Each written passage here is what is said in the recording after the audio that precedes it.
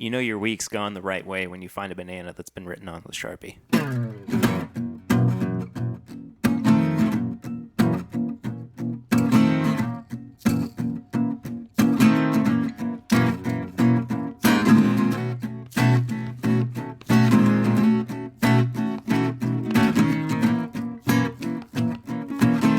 Welcome back, everybody, to another episode of This Is My Bourbon Podcast. I'm your host, Perry. We're back in the Bourbon Room. We're back at the home base with Curtis and Swan. Guys, welcome back. Thanks, man. Thanks. I'm back. Well, yeah, that's true. Curtis yeah. is back. Swan's been here for a couple weeks. Yeah, I'm lived here sorry I now. had to miss it. Yeah, I am. I'm sorry you had to miss it, too. It was a great time. We're actually talking about Bourbon on the Banks, which was Kentucky's newest bourbon festival.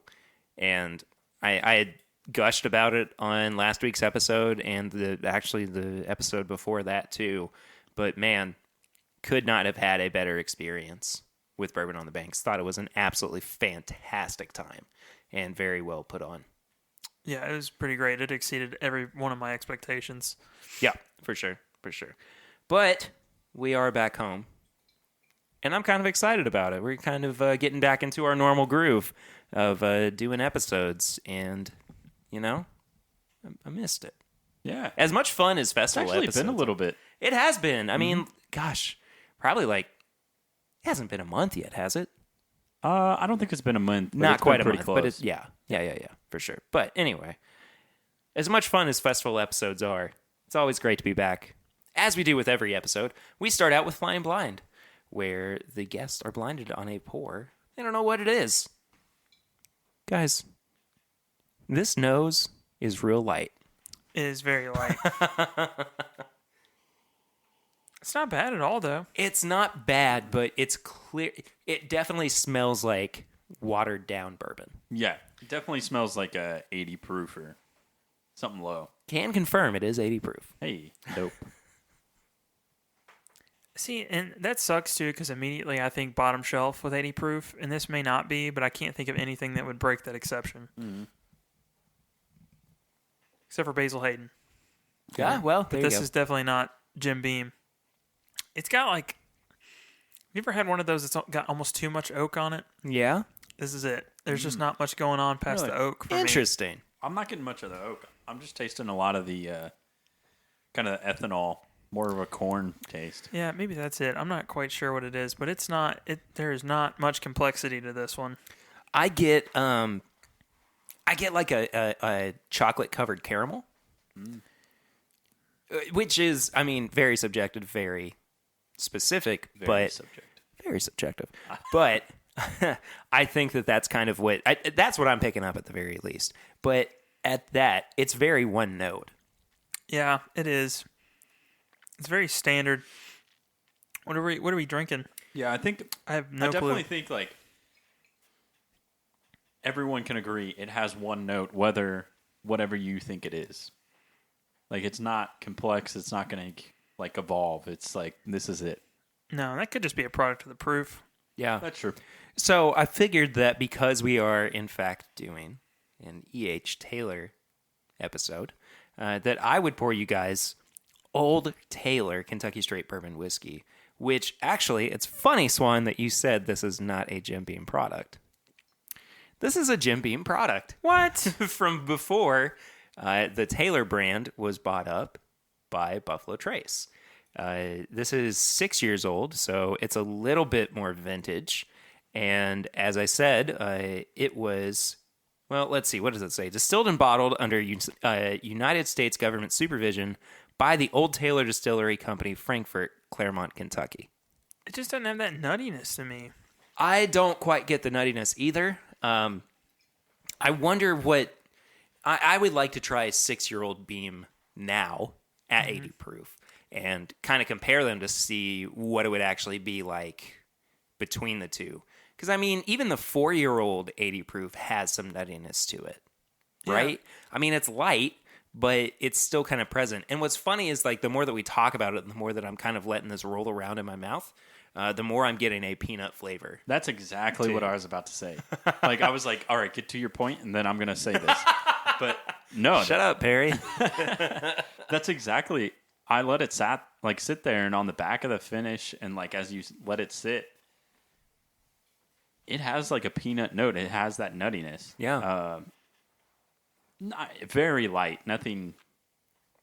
No, wild about it does kind of take a little bit for that aspect of the finish to kick in, but again, it's not bad.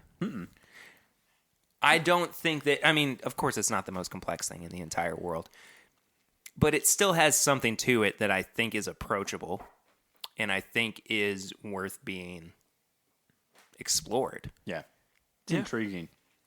I wonder, and this is going to be something I feel like we come back to throughout the rest of the episode. What would Colonel Taylor have said about this product compared to what he was producing in the late 1800s? Mm-hmm. How does it compare to what he would consider, or what we would maybe consider, his legacy? You know? And again, that's something that I really think we should explore throughout tasting these different products in this episode. And we will get to all of that, but first I have to ask you guys, what have you been drinking recently? I opened up that bourbon Karma pick. Did you? I did, yeah. How did you like it? It's pretty good. You know, I kind of put a lot of this in our chat that we had the other day. It is not nearly as rich, but I can see myself sometimes preferring that pick over a 14 and 15-year pick. Yeah, for folks who do not know, that is what we're talking about is a 9-year-old Knob Creek pick that Tim Gunderman, who is a friend of the show, friend of the podcast as well, had picked while we were at Whiskey Weekend back in March of this year. It's a 9-year-old pick as opposed to some of the 14-year-old Knob Creek picks that are coming out, which I just wanted to give them a little bit of clarity. Yeah, Swan, no. so yeah, go that's for it. fine. No, I actually had I had it side by side with a 14.5-year-old Kroger pick that they did, and at the time, I think I preferred the 14.5-year. I mean, granted, it's an extra 5.5 years on that, Yeah, no so kidding. it's easy, I guess, to have a preference towards the older stuff. But there's definitely something about that pick that's a little special, and I could see myself wanting that. And I think the biggest difference that I noticed between them is it's not nearly as viscous. I get like a huge mouth coating with the 14.5, and with that, Yeah. I could definitely see sipping on that when it's maybe hot outside. They're both the same proof. It really shouldn't matter that much, but it definitely does. I mean, even a sip of water wouldn't get rid of the 14.5-year-old. 5 years is a long time for whiskey to continue to go in and out of a barrel. Yeah. I mean, really, it is. And then that, I think, we can go through all the lists. Same mash bill, same proof, same bottle size, whatever. But, at the end of it all, you do have to realize that, yeah, it is a good deal older.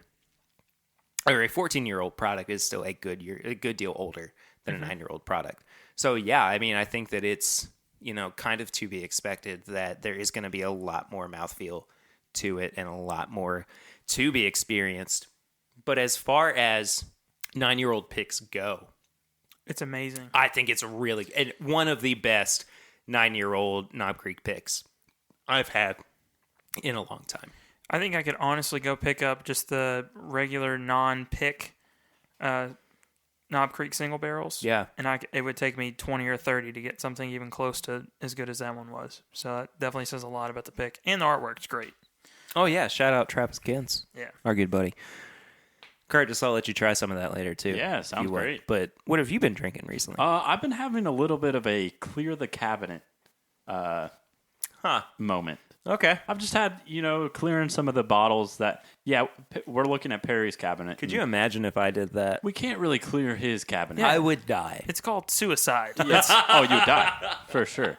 But I guess for terms of what clear the cabinet means is just like getting rid of those bottles that you really don't want, Ah, okay. The ones that you're like, man, All right. I just got to pound these because, it's rough. I got a few like that. Yeah, exactly. I just need half a fifth of Oregon Spirit. Let's just get that out of there. Funny you mentioned that. Is that what you've been having? That's what I've been having. Man. I'm trying That's to get that done. Unsuccessfully, we have not finished it yet. But we've gotten it down to an approachable level that we can get it done. And then also, I've been having the is it the Old Rippy, the Wild Turkey Yeah. batch number 1, the first. I batch haven't number had 1? Old Rippy in a long time. Yeah, actually, as I revisited it, I thought it was pretty solid. I mean, it's not anything wilder by any means. It's not worth the price, but I found it to be pretty approachable, pretty good. Some complexity. That was their first kind of foray into their Whiskey Baron collection. That's the word. That's what I was looking for. Yeah, along with the first iteration of Bond and Lillard. Yes.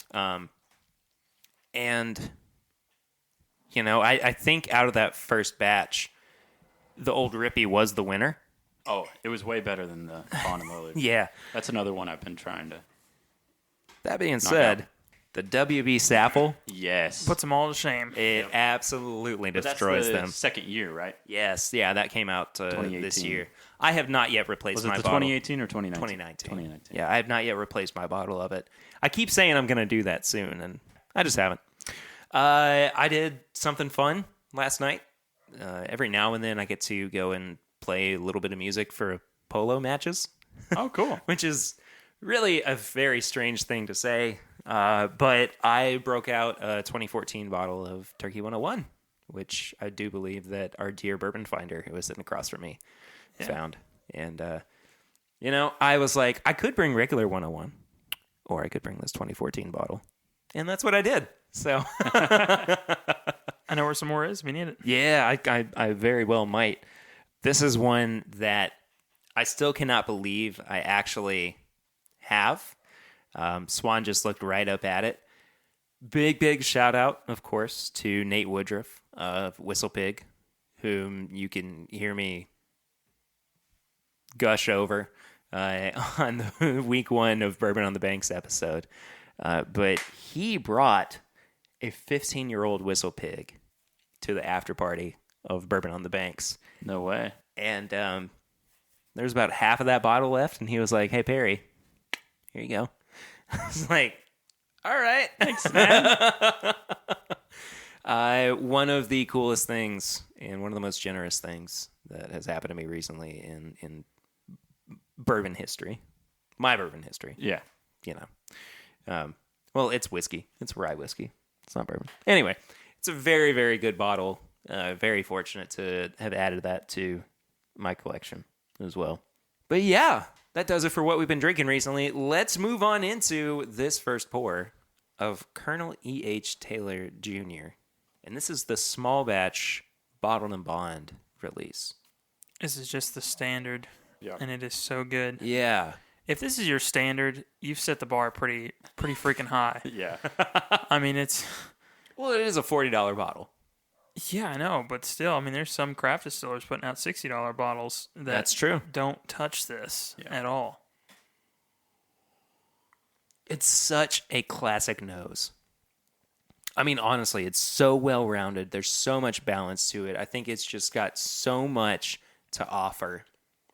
You know, if I were to say, or if somebody were to say, what does bourbon smell like? And I kind of say the same thing about Elijah Craig. Yep, absolutely. I think between Elijah Craig and Taylor Small Batch, that is what I would point people towards in terms of a classic bourbon profile. I think the Elijah Craig's a little sweeter, whereas the Oh, small it batch of absolutely this is. is more of the spice. Yeah.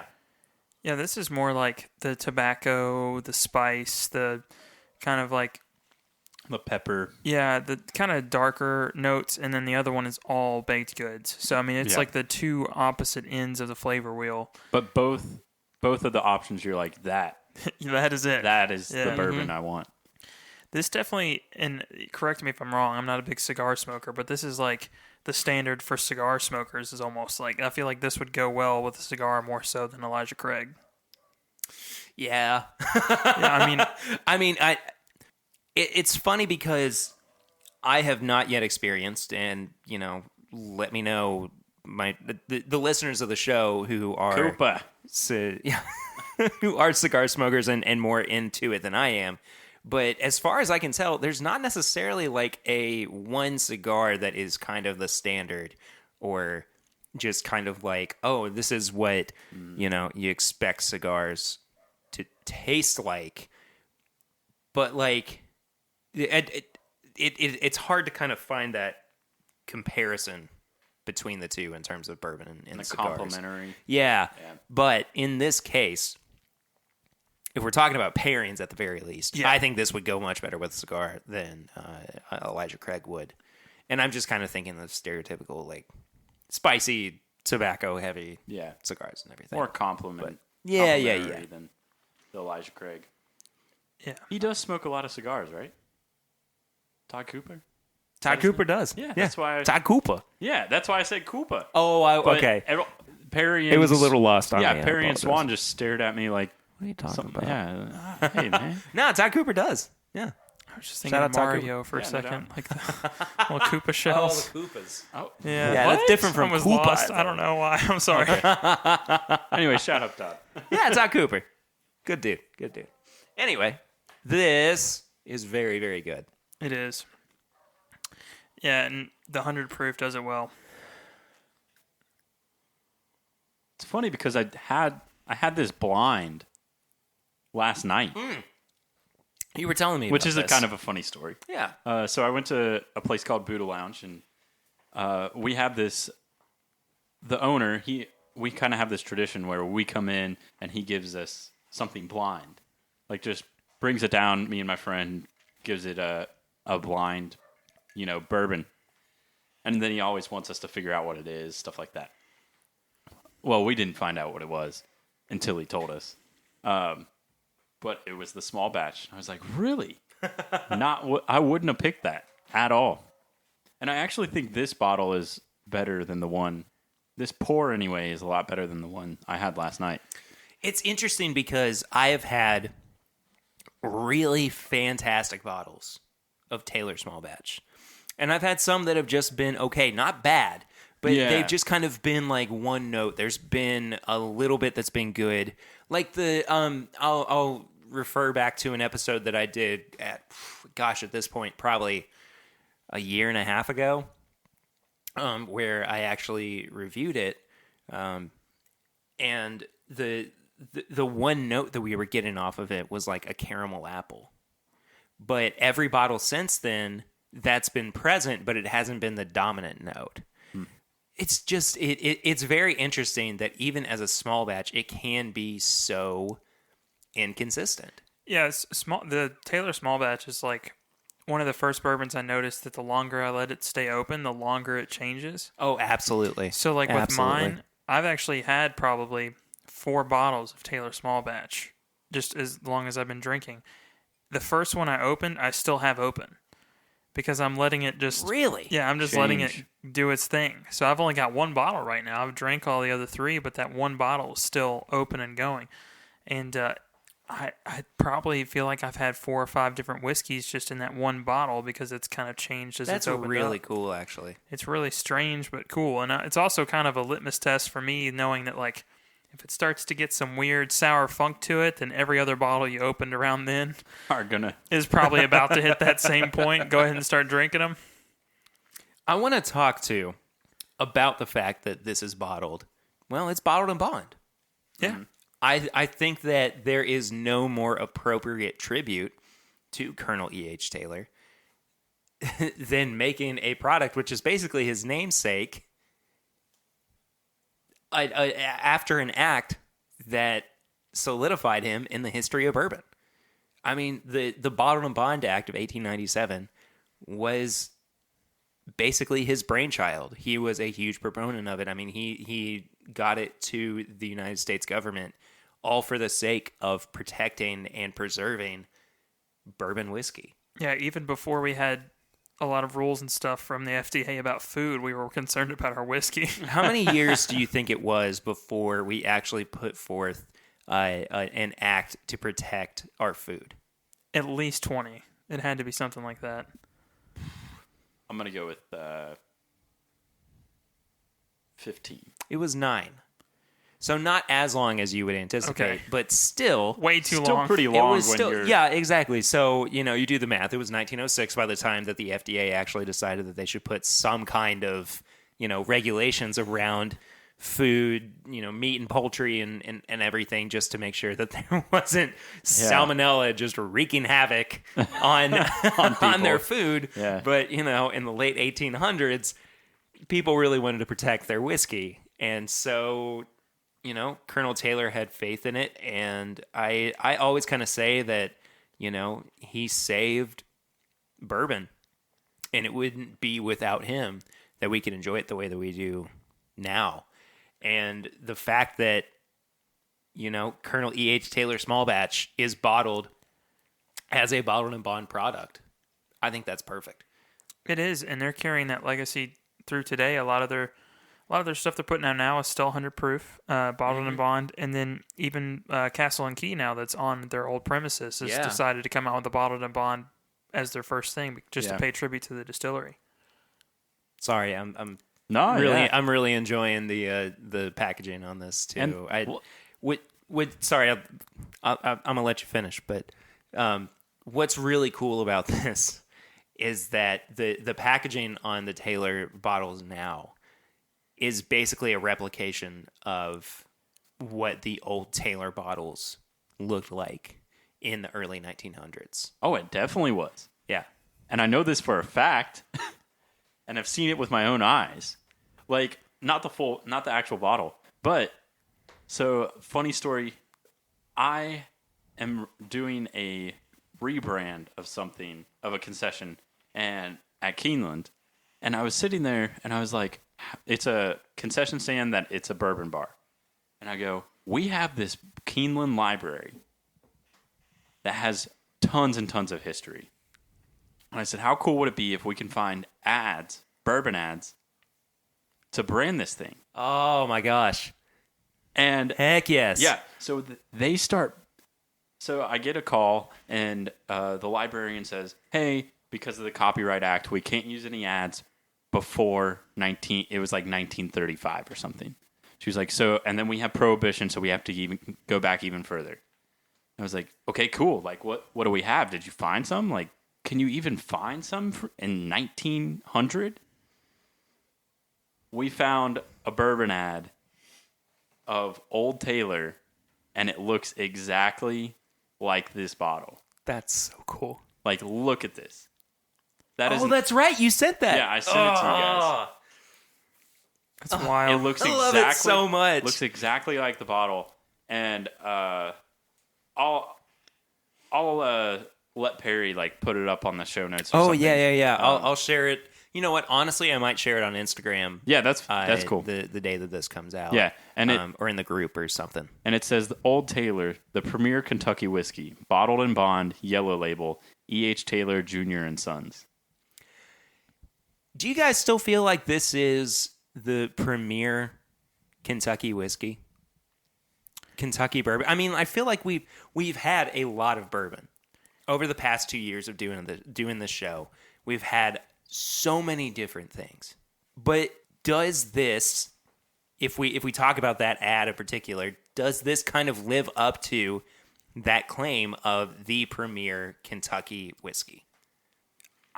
Honestly, it's hard to say that because, I mean, there's so many people that think Kentucky, bourbon, Pappy. Like, that's just kind of the lineage they follow. And, they always go for the crazy overhyped stuff. And not that this is sitting on the shelves by any means, most places. Oh, no. But it's still, it seems like it's kind of leaned towards in recent, the wheaters. You know, everyone goes nuts over picking up the Weller, the Pappy, when they can get it. That being said, if I'm just talking about iconic bottles, this is definitely up there. I mean, every single time I see one of those manila-colored tubes sitting in a shop, I'm like, I know what that is.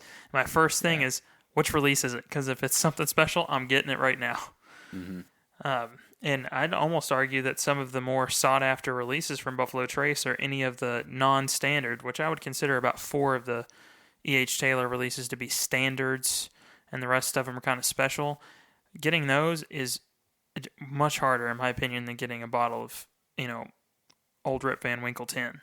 Mm-hmm. So it may not be the most iconic and associated with bourbon, but, anybody that's into bourbon, this is one of those steps that they're definitely going to take. They've got the 80 proof, then the Woodford, and then they move on. This is like step 3, 4, and they're going to hit this step. And just from a historical sense, I think it definitely has to be an iconic bottle, even past the taste, even past the profile, stuff like that. I think that something that has not really been explored by Buffalo Trace is advertising. They don't advertise in the same way that a lot of big distilleries in Kentucky do. We drive around, we see billboards for Four Roses, we see billboards for Maker's Mark. But it seems like Buffalo Trace is that essence of if you know, you know. It's very word of mouth. It is. Mm-hmm. Yeah.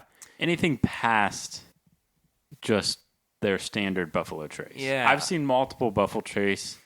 It seems like they market Buffalo Trace bourbon a lot, just the standard release, but you don't see much of any of the other products. Like you don't see much of Blanton's. You don't see. Oh no! Oh no! Yeah. Well, look, man. I mean, it's hard to find anything Buffalo Trace related anymore. Yeah. You could find the standard easy. Well, now you can. Yeah. I mean, there was a good 1.5 to 2 years where it was virtually gone from liquor store shelves. But yeah, now it seems to be back. Oh, Yeah. are you're talking about demand of like Buffalo Trace stuff? Supply and demand. Sorry, I'm just talking about. I'm talking like seeing ads and marketing and stuff. I thought that's okay. what you I'm were sorry. I apologize. We were talking about two different things. Yes, we were. I was like, I've seen the standard ads like all the time. I guess I don't see them as much. They're there. And I don't know why. The ads fair anyway. Enough. Fair enough. Mm-hmm. Yeah. But only the standard, nothing else. I only ever see ads for the standard and the Buffalo Trace bourbon cream. That's it. Yeah. Yeah. Really? Yeah. But even then, it was like a poster that somebody had, and then they did like the 10 posters you'll sometimes see at liquor stores. It's like just a buffalo thing that they've got stuck in the window. I mean, that's about all I've seen. Yeah. But they don't have to, because if I saw a billboard, and it's just no offense to Buffalo Trace, but if I saw a billboard with the entire Weller lineup and it was just like, find me at whatever store, and I'm just like, oh, you're kidding, right? Like, this is not. It's you not can't happening. really market that. Yeah. So I mean, I don't think they're pressed to do it, because they know that just reminding people of bottles that it's going to be hard to find is kind of just, it's hard. It's fruit almost. I guess one thing they could say is like, catch me if you can, or like, something to that matter. Yeah. There's Tom Hanks chasing Leonardo DiCaprio. But they are making progress. They're doing a huge expansion right now. Mm-hmm. And then on top of it, just from being a person that's worked in a liquor store, I've seen Buffalo Trace go from, it was hard to get the standard release on the shelf. Will you hand me the other bottle? Yeah. That we just had? It was hard to get the other, like the standard release back onto the shelf. And then probably about 4 months ago, they just said, as much as you want, we'll give it to you. You can order as much as you want for the most part. Yeah. And I mean, Eagle Rare has kind of become the new, if we get it in type thing. It's no longer just the Buffalo Trace. And that's at least in Kentucky. I'm sure if you go out west and stuff, it's probably still hard to find, Buffalo Trace just sitting on the shelf. So Yeah. The packaging label felt different at first, but I think it's just the difference in... Oh, you're talking about... Yeah, so we just poured the single barrel of the E.H. Taylor. this is so different. It is oak and rose heavy. Yeah. Like rose water. So I was a little skeptical to buy one of these, because I had just gone over to Chad's and he had let me try his bottle Right. of E.H. Taylor the wet single hay barrel. bottle. That was one of the first ones that he poured me when I went over there, and I couldn't even finish it. I was like, Chad, you're going to have to take this back. I can't do it. And then not even 2 weeks later, I probably stumbled upon a couple of bottles of this for sale at a decent price, and I was like, I'm just never going to see it again. I want to complete the collection. Buffalo Trace, I've lived in Frankfurt my whole life. I got to do it. I came home. I didn't even open the bottle for like a month and a half. It just sat there, and I was just telling myself I don't need it. The second I opened it, it is wildly different in such a good way. Oh man. I'm getting like on the nose. The rose water definitely. I'm also getting a bit of a morning dew. I actually understand. Yeah, I totally get Like that's that. so specific, but like you walk out and it's like morning dew.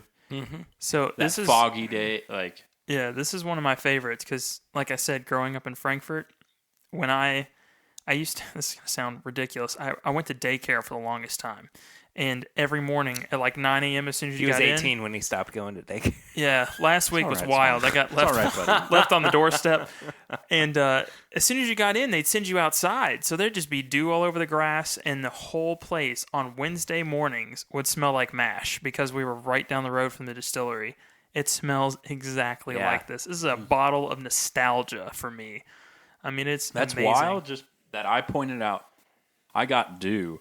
And then you had like an association with both of those things. Yeah, it just smells like every time they let the mash go in the morning. This is a good bourbon. It's really, really good. The palate expands on the nose in such a really interesting way where it takes everything that is on the nose and it kind of points out the hints that you might have missed before. So it's kind of like a seek and find kind of game. Like you might have little bits of hints, splattered throughout. But it's not until you see the bigger picture that you're like, oh, okay. Yeah. And the big one for me is that on the palate, I taste dark berries. Yep. It's like a berry medley. Yeah. And once I taste that and I go back to the nose, then I find it there. Like it's totally present on the nose, but not as much so as if I hadn't gotten into the palate to kind of find some of those notes. The finish, though, is like straight caramel and oak.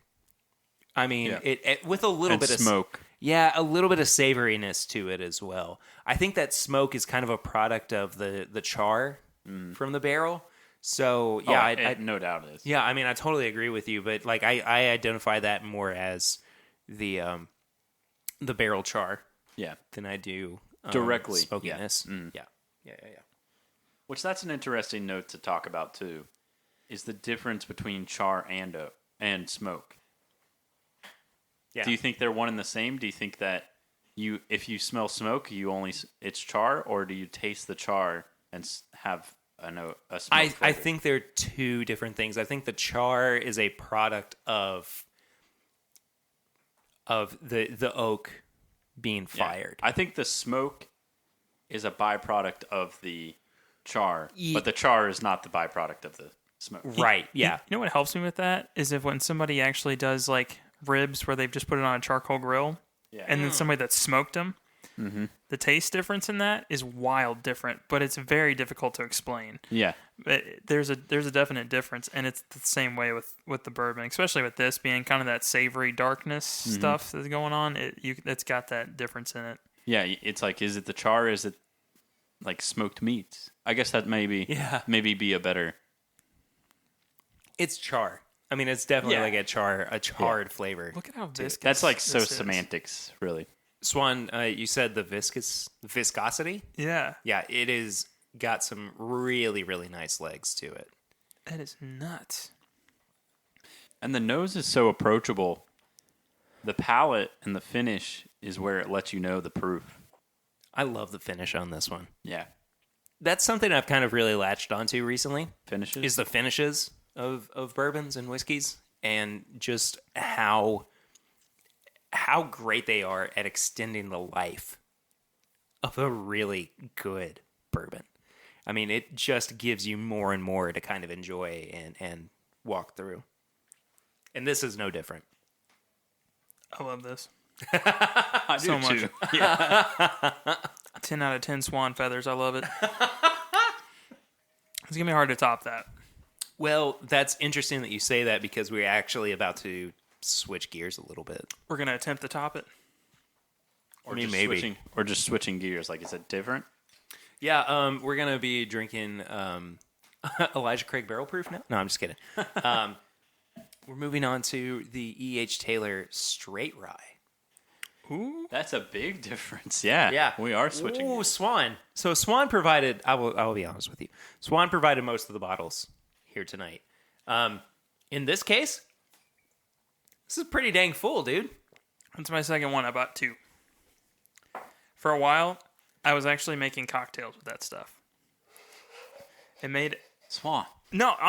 I know it sounds crazy, but it legitimately makes guess a with the- very, very good old fashioned. I believe you. Yeah. Because I had bought some Woodford spiced cherry bitters, and then I had some orange Angostura bitters, and then this mixed with just a muddled sugar cube. It was great. Whoa. Well, that nose is way different. Oh yeah, no, this I mean, is it is left a rye field. whiskey. Swan, do you know, since they call it straight rye, is it 100% rye? I have no clue. I honestly don't know. Let's look it up. Oh, yep. Left field. Yeah, I'm not finding anything, Getting which is unfortunate. I assume that by saying straight rye, it just means that it is a straight rye whiskey. But Yeah. No. Well, there's not a ton of information on it, but with the nose, it does kind of lean to me like more of 100%, or at least a higher. yeah. it's like straight caramel popcorn on the nose. See, I'm getting like a chocolatey, like a chocolate coffee, like a. Nah, it's like you know those big metal tins of caramel popcorn that you get at Christmas time. Yes. That's Yeah. what I get on the nose. I get that too. It's like a much more refined, and this is not a slight to them because I didn't like the other one, but the Dickel 13. that Oh we had, yeah.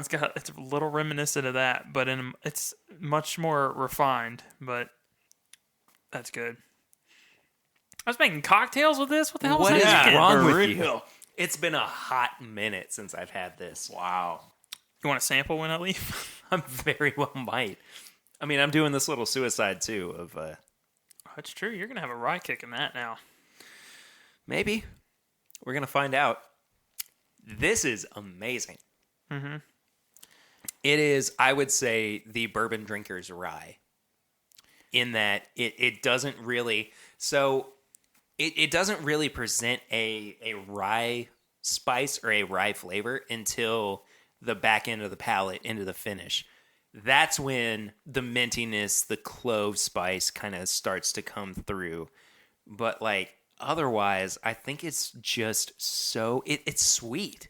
Mm-hmm. It's got an inherent sweetness to it on the front and middle of the palate that is so approachable for a new rye drinker who may have been more of a bourbon drinker prior to trying this. Yeah. And I think that's why, because I remember, it's been almost 2 years now when I had this the last time, and just thinking how much I really, really enjoyed it. But at the time, I was just drinking bourbon, and I had this and was like, well, shoot, maybe I like rye.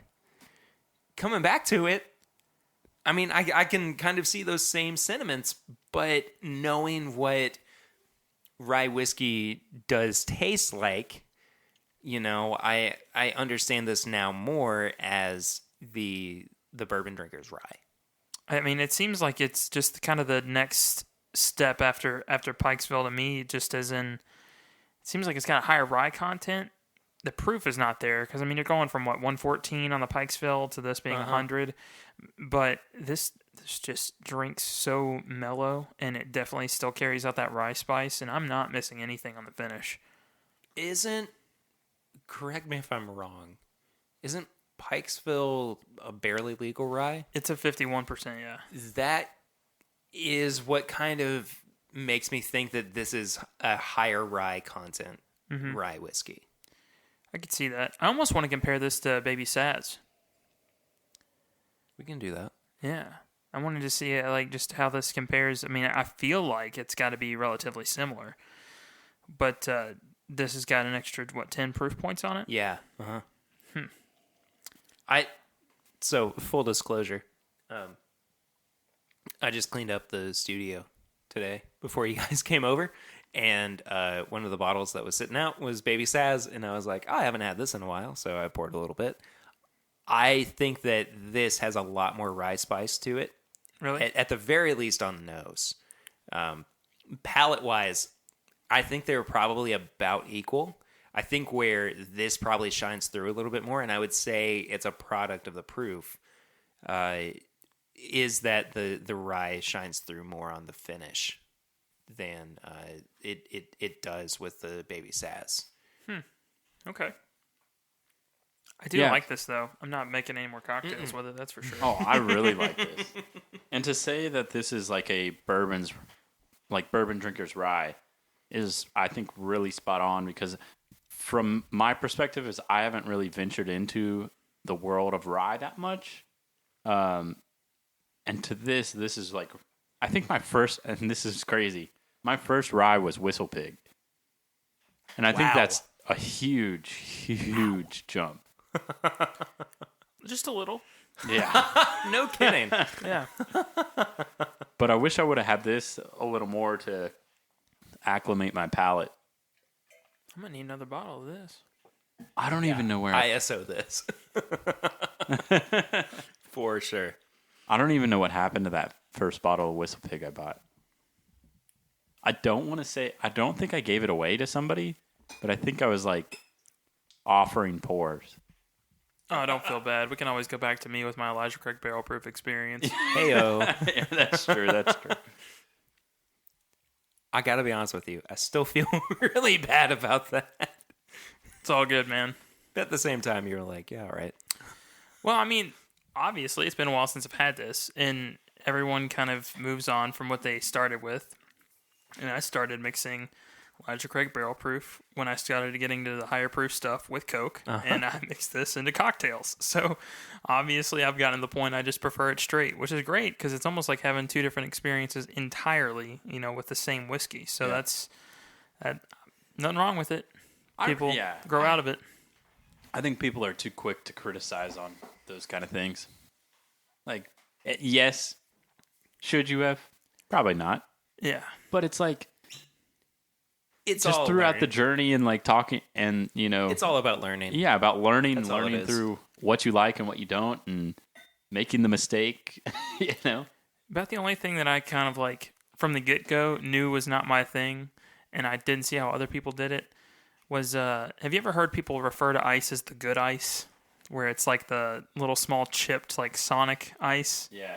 Oh, that's not good with whiskey, though. If you put that in whiskey, I'm immediately like, what are you doing?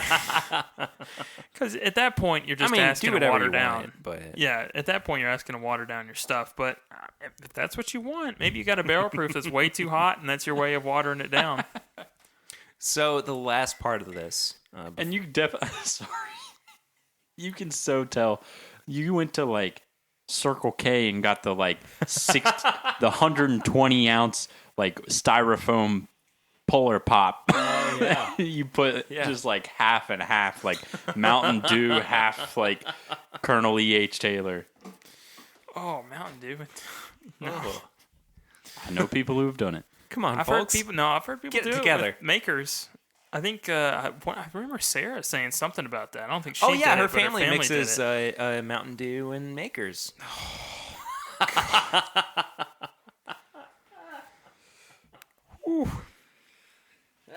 Anyway, as we move into the last bit of this episode, it's time to get a little barrel proof crazy. Mm-hmm. It's E.H. Taylor barrel proof. Now, question: Yes, do you guys like barrel proofs? never had them. Yeah. With Coke, yeah. This one always, when people tell me that they get a floral note on things, this is where my mind goes back to. I always get a very heavy floral note on this one. I get a really savory note on the nose here. Oh, yeah. Like a salted pretzel, a soft salted pretzel. It's I miss this one. This is usually my Christmas pour. Like I have this every Christmas since I've It's a had the good bottle. pour, man. Yeah. So this one, because they do change every year. This is the 2017 release, which I Yes. believe is 128 it's 128.1. Yes, correct. So it's going to be different every year. Highly sought after stuff. These don't sit on the shelf. This is basically, in my mind, like finding an extra bottle of antique. I mean, it's just not going to happen. So you do. This is one that you definitely will wait outside for in the cold, and hopefully get in maybe a lottery or something.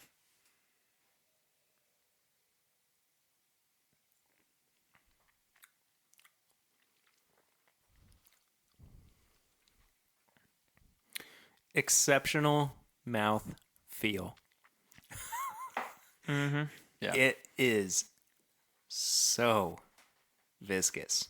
The finish too. Oh my gosh. Where this really shines for me is the front end of the palate and the back end into the finish. Mm-hmm. And it's so robust with flavor. Mm-hmm. Dang it, man. It's good. This is such a good bottle. It's so good, man. This is one of those where I always kind of go, I'd really like a bottle, but, there's other stuff that I would rather have. And then I kind of regret not getting it. Yeah. You know what I mean? But in this case, like the more that I have it, the more that I go, I should probably be on the lookout for a bottle of this. I feel like people would be even more eager than they already are to pick this up is if they took an antique collection bottle where they do like the nice wrapping on the back and like just the small logo on the front with the clear. If they did an E.H. Taylor with his signature on there and put it on one of those bottles and kind of made it like that and just added a 6 to the antique collection. Because this deserves it in my mind. It is definitely up there with the quality that they want in their antique collection. I do think that's interesting on the lineup of the antique collection.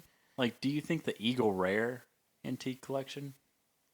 It's one of Like, the most maybe sought after. Is it really? Yeah, it is probably the most because I think every year I think that one is the one that's produced the least out of the 5. Okay. And this past year was even more so because I think they took it from a 90 proof 17 year to a 101 proof 17 year. Okay. Well, maybe I'm just totally wrong.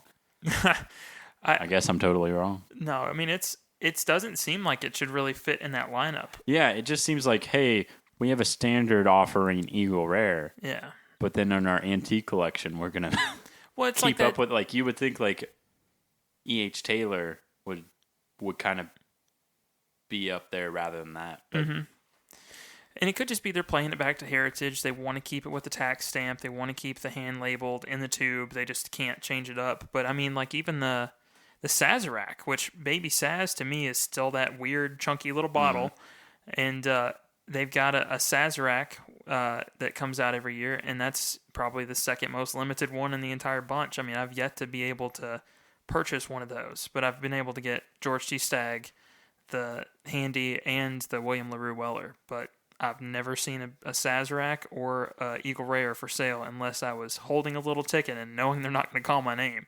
yeah, I mean, it's just part of it. So here's the funny thing about why they don't have E.H. Taylor barrel proof in the antique collection. If they did, it would basically be Stag. Really? It's Okay. the same ash bill. That's true. Same All thing. right, there Same we thing go. with Eagle Rare. So there is no Eagle Rare barrel proof because it would be Stag. It would be E.H. Taylor barrel proof. That being said, I think that when they do the antique collection, the fact that they are doing the Eagle Rare now at the 17-year 101 proof, I think that's interesting. I think that is something totally different that they are doing with their lineup. Yeah, it is really limited, but at the same time, it offers something different with that mash bill that is not available with anything else in their product line. Yeah. And there's a lot of people, too, that I would say are almost more proud of their Buffalo Trace collection, having the E.H. Taylor lineup in full, than they are even getting the antique collection. Because people that have that Oh, yeah. Warehouse C Tornado Survivor, the seasoned wood, the cured oak. Yeah. That's an important thing we have to talk about, too, is that, we unfortunately do not have every product from the E.H. Taylor line right now. And what's funny is that the last time we all did an episode together, it was the 1792 episode, and we didn't have a bottle of the 12-year. Well, now we're doing an E.H. Taylor episode, and we don't have a bottle of the Amaranth. So It's true. it's like we just keep barely missing the mark. Maybe one day we'll get there. We'll have a couple of bonus episodes to make up for not having those. But that being said, We'll have an oops, we missed these episode. close, but no. We'll call it the horseshoes or hand grenade episode. I love that. Keep up with that. Anyway, we don't have the entire collection. We don't have the 4-grain. We don't have the Tornado Survivor. Old-fashioned sour mash. Yeah, exactly. So, this is not all-encompassing. But as far as what I would consider the more accessible products in the E.H. Taylor line, I think that, this is a really good representation of what you can expect from it. So, Can I throw a curveball on this for just a second? I would be happy if you did. Can we do like a 107 and like a small batch or a single barrel? I think we can, Swan. Let's make our own 4-grain. I would we love go. to do that. Easy. Okay. Let's make our own E.H. Taylor 4-grain. But look, we had one more barrel proof to try, but we'll finish out the episode with that. So I actually haven't had many Colonel E.H. Taylor. But man, now whenever I see a bottle, I'm going to grab it. Getting the whole lineup is hard. Yeah. And I'm not even saying that. I just mean, like, if I see it, I'm going to get it. Yeah. Well, and the cool thing is, if you visit Frankfort, Kentucky, and you go to the distillery, I'd say once a month, maybe every month and a half, they have this in the distillery for you to buy. Wow. Yeah, so they actually expanded their liquor license not too long ago to be able to carry this, along with regular Buffalo Trace, the Bourbon Cream, the Wheatley Vodka, Click's Vodka, and now they carry E.H. Taylor and Blanton's on occasion. Huh. And Okay. E.H. Taylor, if you find it at the distillery, is $43. Can't beat that. Yeah. It's a 175. It's a 175. I got a handle. Whoa. It's a 175. All right, so what are you thinking? You want to do half and half? I think that's probably the best way to do this. Okay. I mean, I can't imagine that. I don't know. I mean, that's the thing about the 4-grain is that we don't know exactly what the mash bill is. I'm going to go light. Okay. It's got the fun stopper in there anyways. It does. But my inclination, though, is that, in this case, we should probably do half and half. I just don't know any other way to approach it. Just so that anyone could repeat this if they got the stuff at home. I think so, I think too. it'd probably be easy. Yeah. Poured way too much there. So the fun stopper is not great at stopping the initial fun. It's only good at stopping continuous fun. Continuous fun, yes. Like, not bad for one pour, but But if you're trying to do something different, if we're doing half and half, you may as well throw the fun stopper out the window. Has anyone actually had the 4-grain? I'm not. I cannot say that I have. I got to have it once. What? I got to have it once. Really? Yeah. Tim, our wine and spirits manager, actually got a bottle, and he opened it. Let me have a small little bit of his sample that he had left. Because poor Tim decided that he was going to go hunting with some of his buddies, and he was going to open the bottle and did not realize that Not good. they just thought, this is bourbon. No, it is special. And it was gone that night. We've had this conversation before, I think. But man, how terrible is that? How annoying does that get sometimes? I have gotten to the point that I realize how annoying it is, and if I'm going to bring a bottle somewhere, I am Like- prepared to not bring it home. Yeah, Like, that's how I feel too. I guess it's like it's fully my fault that I'm doing it. Because you're like, these people will not, like, you have to accept responsibility. yeah, you for got to it. accept responsibility for it. But man, it's still kind of annoying. Like, if you go and you're like, hey, I brought this. I just want you guys to know, like, this is something special. And they just, like, poof, pound it. Just me? No. think it's I everyone, totally, I feel the exact same way. But I mean, that's why. It's same with Swan. If I'm taking a bottle somewhere, I don't expect to Yeah. come home with it. You have to lower your expectations. That's why I generally bring stuff like Wild Turkey 101. Yeah. If I don't come home with it, big whoop, you know? But I mean, stuff that I won't take all over the place is like the bottle of LLGC rare breed that I've got. Oh yeah, That's at home. That's for me. You know? Nobody getting that. Nobody's getting that one. but at the The same nose. time, as we always say, there will always be more bottles of bourbon to be shared. Sure. Oh, yeah. No, it's almost gone. Don't get me wrong. I just want the last little bit for me. Yeah, you know? no. Be selfish in that. Well, in I that don't. case. I don't care if like they drink a lot of it. I just want them to know, like, hey, this Special. isn't. Yeah, this is special. Yeah. I get that. I Yeah. get that. Oh, like when Dane, you gave him some of that lot B. Oh, I gave him I gave him Van Winkle 12-year lot B, and I was like, hey, this is special, and he was like, okay, and knocks it back. I was like, dude, It's not benchmark. Calm down. we're not. Yeah, different story for a different time, but I love the nose on this. I do too. It's a little ethanol heavy for me, but I'm not actually in the Glencairn. I've got it in my little Four Roses I went 130th. Glencairn. I guess that's my problem. Here we go. We're going Glencairn. Yeah, Switch it over. I haven't smelled it in the rocks glass like you guys did. No, that way mellows it out. I was gonna say I imagine that the Glencairn actually That's where it's eliminates at. the ethanol. Yeah. Yeah. So this would be at what? One if we did it half and half, 103.5. Yes. What do I need to come up with like a mascot and call it a radio station too? I do. I like the nose a lot too. I think that it is a little bit caramel heavy, I would say, but I think that it is so approachable as a nose. It definitely does not deter me in terms of wanting to try it. Not at all. Oh, that is good. It canceled out a lot of the rye spice that I genuinely enjoyed from it, but Yeah. you know, I think if you're looking for a 4-grain, that's kind of what you're looking for. You're looking to kind of mellow out some of that rye spice so that you don't have such a dominant grain. I It don't needs some know. time to sit, I think. Yeah. I'm not entirely sure about this right now because like front of the palate is like cotton candy. Not bad. But the back end is a lot more like cherry cough syrup. And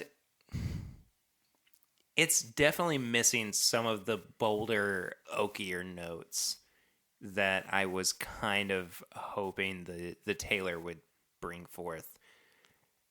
I don't know. I wouldn't say this is a failed experiment, but I think in this case, it's a good indication of why.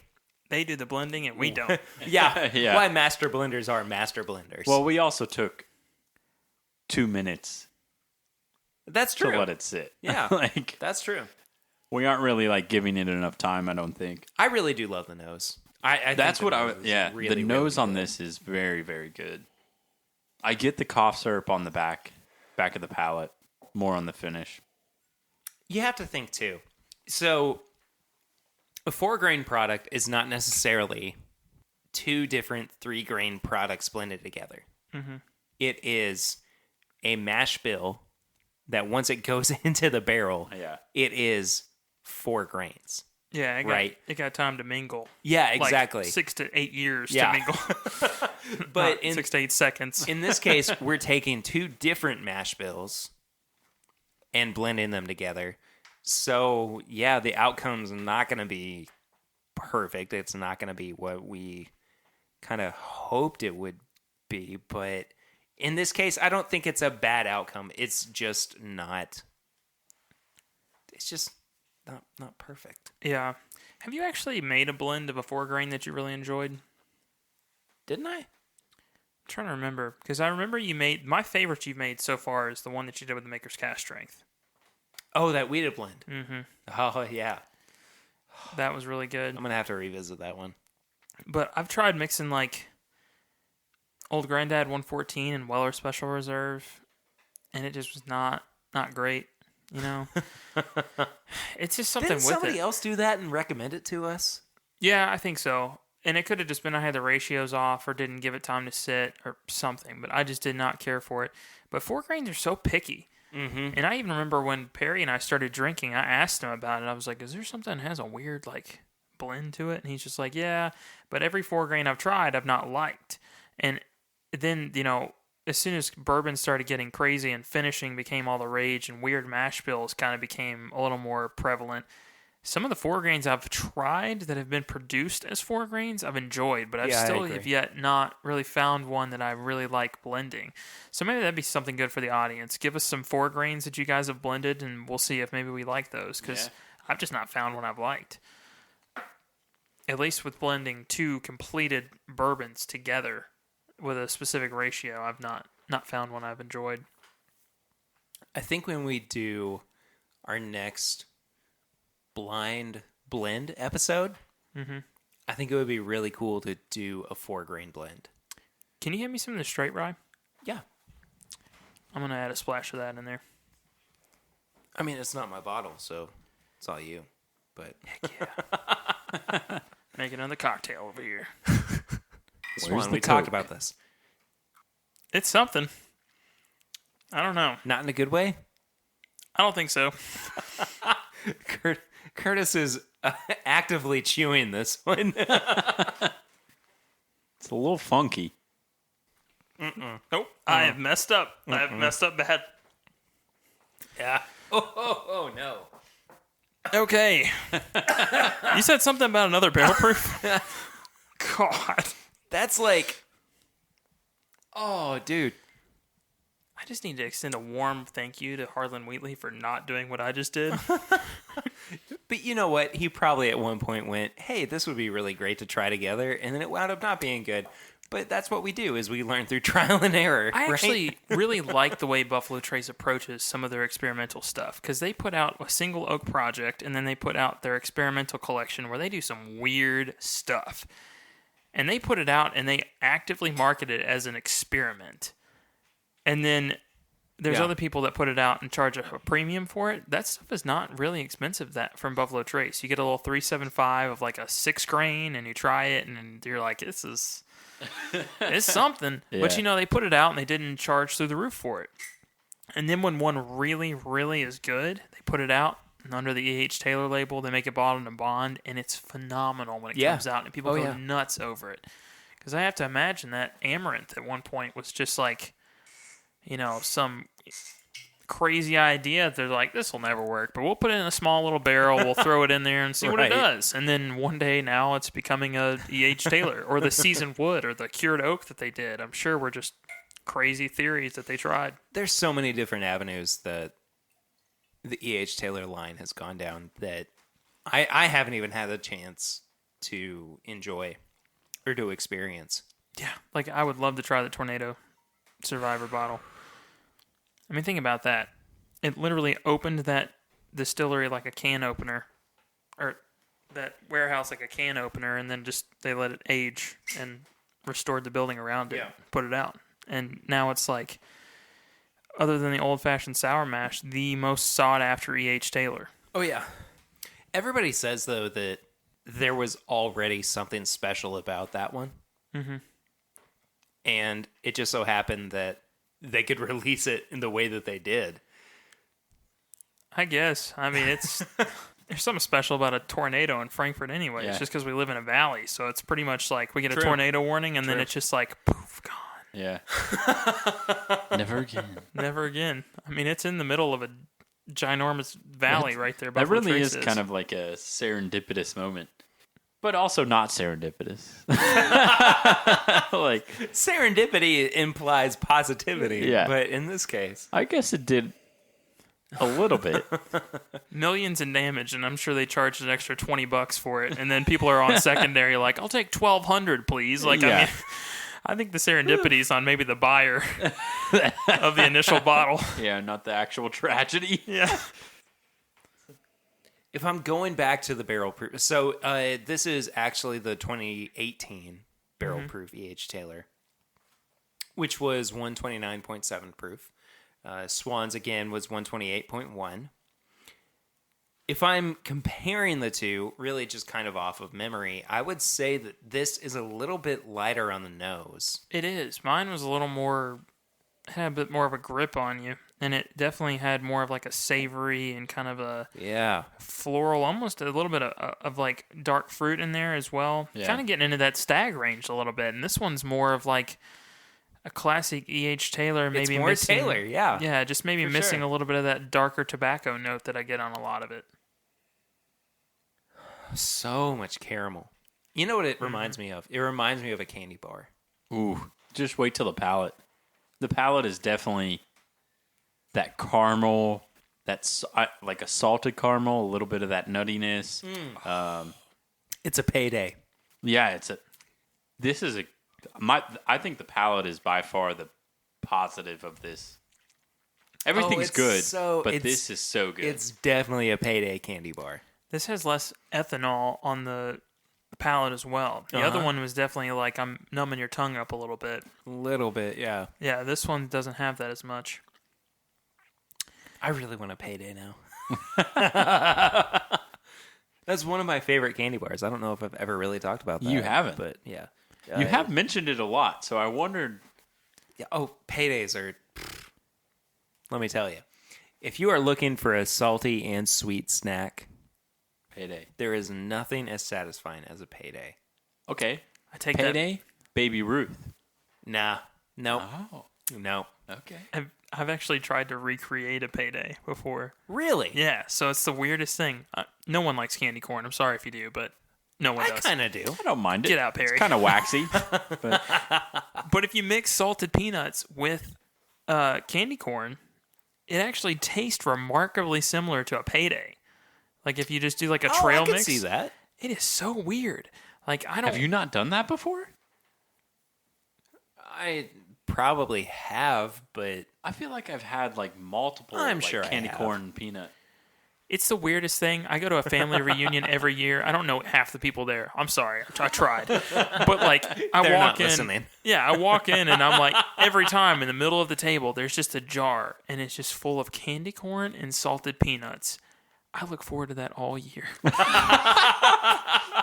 It's so good. See, mine's the same thing, except it's in the bowl with the like hand that goes like you it's sensor motion, and so it's motion censored, and you put your hand in, and it's like yeah. And I eat the whole thing. Everyone else is getting like real food, and I'm just sitting there just eating the whole Yeah. thing. And there's just like those, what's up, Aunt March? yeah, there's just like those giant pumpkins in there as well that sometimes come in like the mixes. Yeah. And I'm like, I'm gonna save those for last. So I eat everything else and just have like a whole bowl of pumpkins. And somebody comes by and like, oh, I love those. Can I take them? I was like, I will fight you. You get out of here. Yeah, I become the hand. I'm like, rah, and I jump on them. Yeah, Yeah. not having it. That's all too for me. good. It is very much a like late fall nose. It is, yeah. Late fall bourbon. And going back to the inconsistency in Taylor, I'm kind of glad because to be able to have this experience with the same expression with a proof point away is nuts. I mean, and they're both so good in their own way. I'm gonna sound crazy.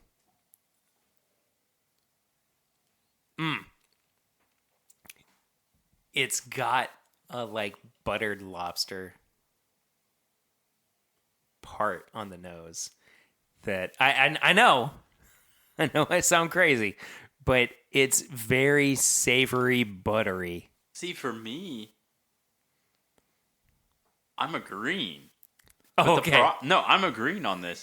It's just like it's tough to agree because like people listening or stuff like that will be like, Yeah. you guys are I crazy. can't believe they would say that, but there's such a forward savory note,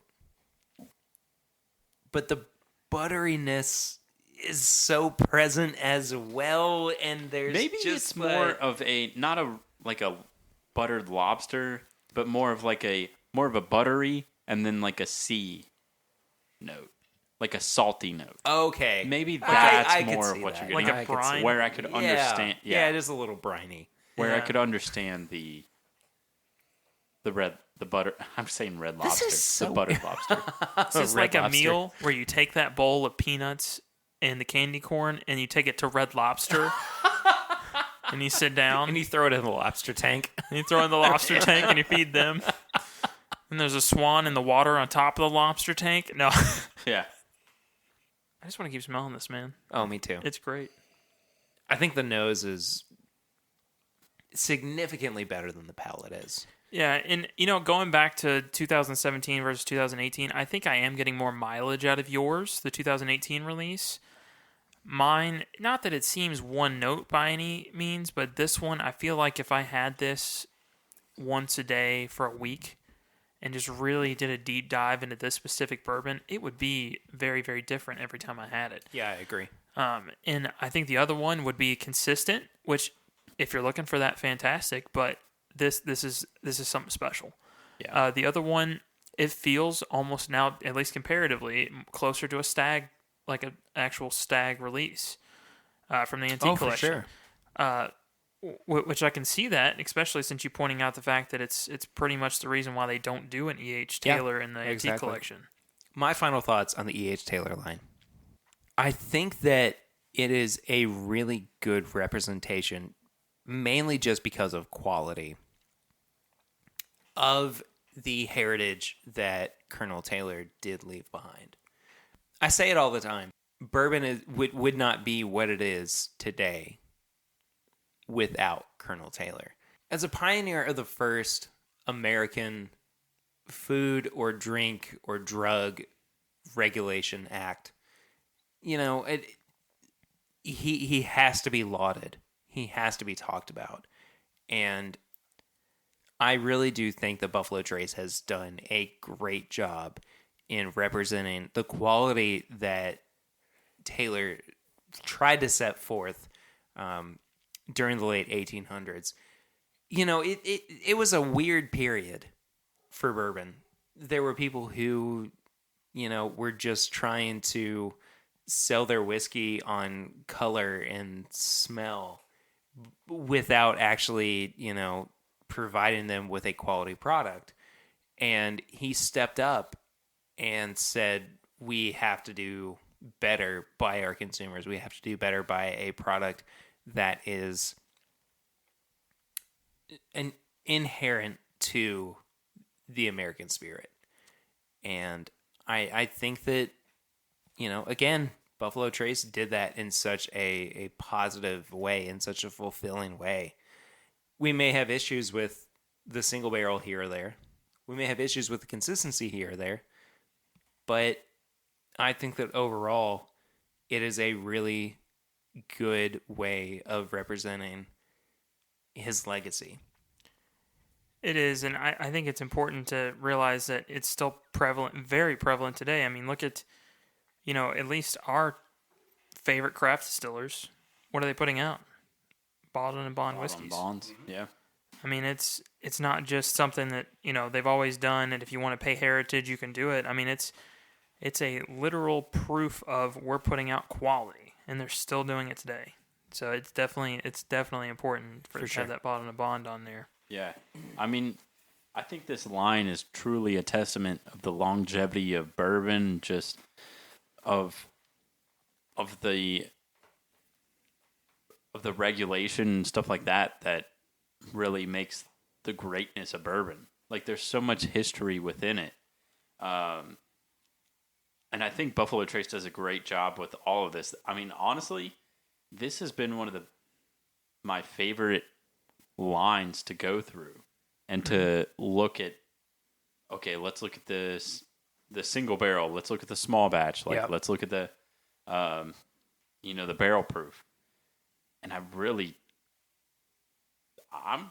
I'm just gonna say it. I think it's one of my favorite lines. Like collectively as a whole, I have to agree. It's one of my favorite lines. I have to agree.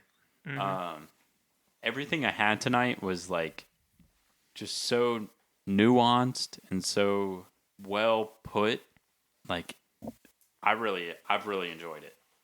And then also having the ad, like the longevity of it too. Like that's what's really cool is that you just kind of serendipitously fell into that, and of course you got to talk about how historic the E.H. Taylor line is, and I love that. I think it's crazy because like phenomenal. These were gentlemen's quarterlies that like I found from like the TDN, the thoroughbred, like just ridiculous. Yeah. Like these from the 1800s. Like we found one in 1895.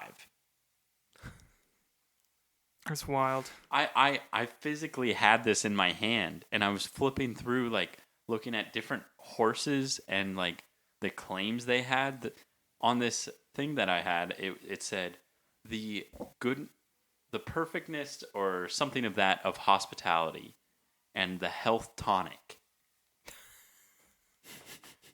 I mean, come on. Whiskey. Yeah, whiskey. That's what it said. It's awesome. For medicinal use. Like, it's just awesome. God, I wish I could take my medicine at work. Right? That'd be nice. Me too.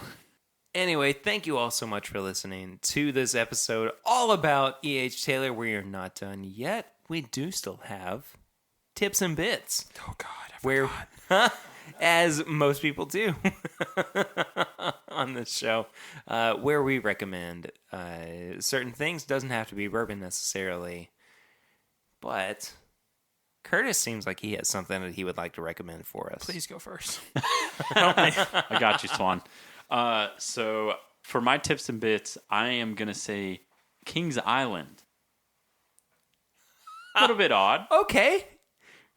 Interesting. Very specific, too, to this region. Yes. But they have many roller coasters that are like world renowned. Like the Beast. Many. Like not little, not like mini, like many. No, yes. Yeah. Yes. Uh-huh. So they have the Beast, which is the longest wooden roller coaster ever, which is the best ride. So I say this because but it also hurts. I love the Beast. No, it's abusive.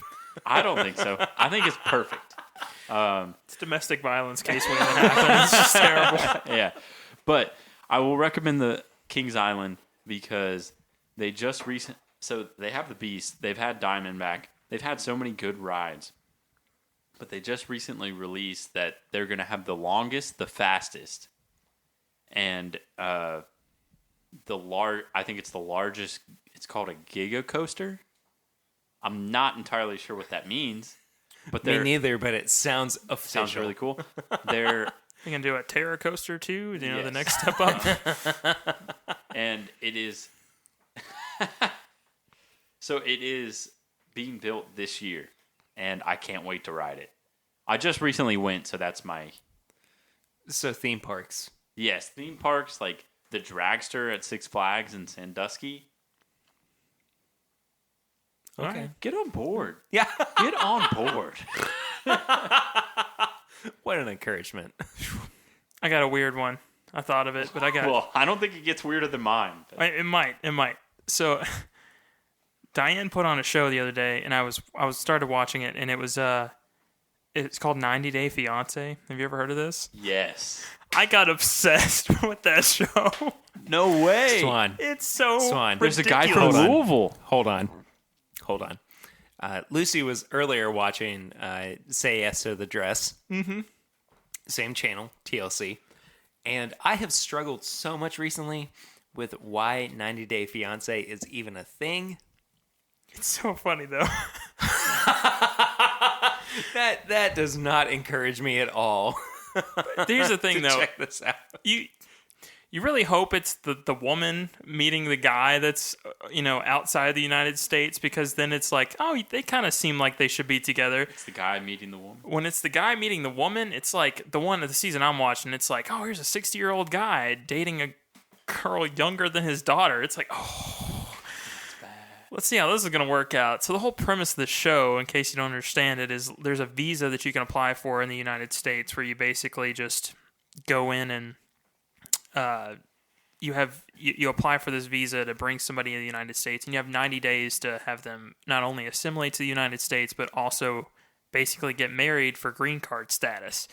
And once you get over, that 90 days starts the second they hit American soil. So it's basically just their process of that, and it's just ridiculous.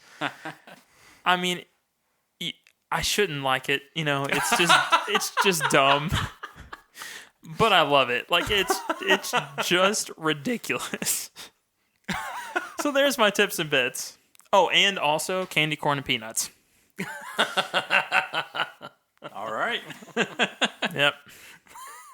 For the record, my fiance loves that show, 90 Day Fiance. And that she knows, like, one of the guys that was actually on it. So His weird. name was, like, DJ Skills. In Louisville. I don't know if you've gotten to that. You remember the theory that I was rolling with? I mean, it might still stand, the whole, like, you kind of hope it's the woman meeting the guy. I've not gotten to that season yet, so I have no idea. Well, I'm on season 1, so we'll tuned. figure it out. I haven't watched any of it, by the way. You're missing out, man. You're missing out. Probably not, but you're missing out. All right. Look. We're going to get real basic here. Swan, you know this. Because you've been over here. Oh, I know where this is going. Yeah. Hit me with it, Perry. So, we got to talk guilty pleasure shows. There is nothing more guilty than the Bachelor series. And look, so we started watching it ironically a couple of years ago, and we got really into it, and I was like, oh, this is not that bad. And then I was like, oh, it's kind of weird and crazy, and I'm not so sure about it, but I'm in way too deep to get out now. And they're in the middle of Bachelor in Paradise, which is basically just a bunch of attractive people going to a beach and trying to find quote unquote true love. And Or the bedroom. yeah. It's awful. Look, You watched it? I came over and third wheeled one night with Perry and Lucy. he came over for the first night of it, and it was this season's been real bad. That's what I've been told. Yeah, it's not been good, but overall it's entertaining, just in terms of, I don't have to think about anything for a little bit, but It's easier to get into other people's problems than your own, so I'm all for The Bachelor. I'm all for The Bachelor and The Bachelorette. When it gets to Bachelor you in got Paradise, real on the mic for Bachelorette. Sorry. For The Bachelor in Paradise, gets a little weird. I have nothing to say at this point. So I think it's best for us to wrap up this week's episode. Before we go, though, how's the blend? You did a suicide of everything we've had tonight. It's fine. I think okay. it's a little boring, honestly. Me too. It's fine. But that's fine, man. Sometimes You it said gets that way. like it was my fault. No.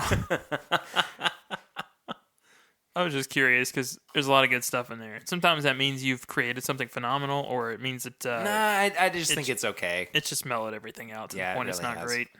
Yeah. It's mellowed everything out. Anyway, very happy to spend some time talking about E.H. Taylor and the products that have been produced in his honor. Yeah, this was kind of a special little episode for us. Again, we're getting closer to episode 100. And 2 years. I am so excited. I cannot believe that we have done 100 episodes of this show. And I've got to contain my excitement. But It's so wild. it's 100 episodes. When was the last time that you listened to episode 1? Last week. Did you really? Really? I did. Really? At work. And, whew. How bad? It was I different, am right? interested in like somebody that's like that wasn't a part of it at the time.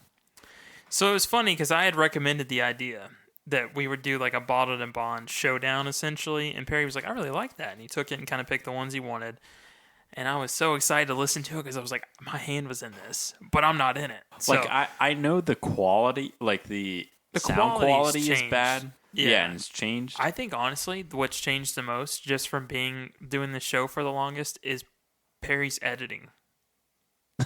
Oh, well, okay. Thank you. So I mean, it's Little peek behind the curtain for everybody who is listening. I do a lot of editing now. yeah. Well, I mean, it's just he's refined it, and there's stuff that we have better microphones too. that too. That's a positive. That's Rock Band mics were not. Yeah. Anyways, but I mean, it's just No, it's not. No, I promise. it's changed. It's changed a lot, and for the better, I think, just because it seems like it's really more about now having fun, but also delivering information that's pertinent. Yeah. And before it could, sometimes it would get off the rails. It didn't matter who was on it. Yeah. So Sometimes. but it was. It honestly wasn't that bad. I mean, I think now you guys pick out more notes than you used to. It used to be very like, do you like it or not? And now it's very much like, I know this is going to sound weird, but I'm getting watermelon, Red Lobster, I'm getting this, I'm getting candy corn and peanuts. It's just, so, I mean, you do get some of those weird things, but, a lot of those times when people get those weird notes, it's like, when you walk into mom's house and she's cooking something you haven't had in 15 years and you're like, boom, and you're suddenly a 5-year-old again. Yeah. That's the kind of stuff that people live for. At least for me, that's what I like hearing. So just those very specific notes and stuff, it's nice to relate back to that.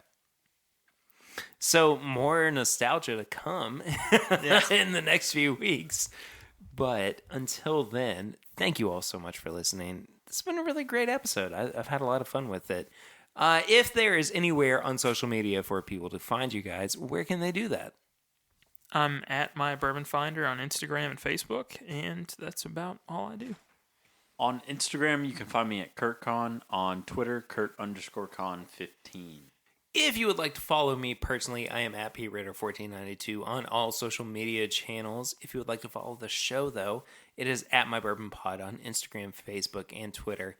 If you could give us a 5-star rate and review on iTunes, that would be fantastic. It really does help us find new listeners and expand our audience. And if you don't do that, or if you can't do that, tell your friends about the show. If you think that they would like to hear more about the bourbon community, about the bourbon industry, I think we're a good place for both of those things. So, yeah. You're already here. I figure that, it's best to expand the community. You can find all of our apparel and merchandise at bourbonshop.threadless.com. We have a couple new designs and a sale going on for Bourbon Heritage Month, which runs all the way through the end of September. So definitely head over there. Again, it's bourbonshop.threadless.com. If you're not yet a part of our Facebook group, head to facebook.com and search for This Is My Bourbon Group. Just a couple of questions to make sure that you are a listener of the show. And of course, if you are hearing this, you are. But we would be happy to have you as a part of that community. It's so much fun. We're talking about bourbon news and everything that's going on in the bourbon world. But then last but not least, you can head to patreon.com/bourbonpodcast. For as little as $1 a month, you can become a patron of the show. We really do appreciate your contributions to making this show happen every single week, every single month. I know that it is not feasible for everybody, but if you are able to do that, we really do appreciate it. And if you can, at certain tiers, you get things like bonus episodes. You get to hang out with us via Hangout. You get live streams. There are so many different benefits that you can get from being a patron over at patreon.com/mybourbonpodcast. I think that about does it, though, for this week. Thank you all so much for listening one more time. We're getting into festival season. Festival episodes are coming up. We got Hometown Rising and Bourbon and Beyond coming up very, very soon. So be on the lookout for those. Until then, I'm Perry. I'm Curtis. And I'm Swan. And this is My Bourbon Podcast.